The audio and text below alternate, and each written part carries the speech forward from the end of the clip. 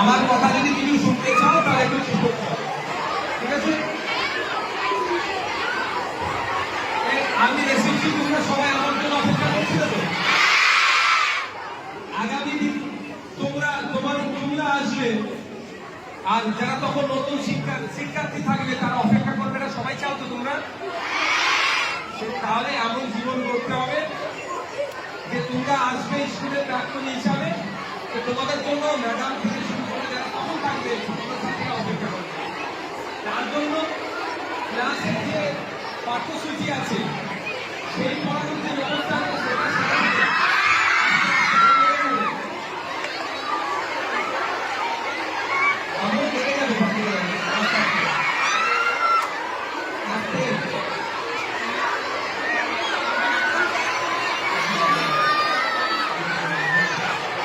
একটা কথা আমি পরবর্তীতে আসবো, এখন বলে যাচ্ছি স্কুলে মোবাইল নিয়ে আসবে না।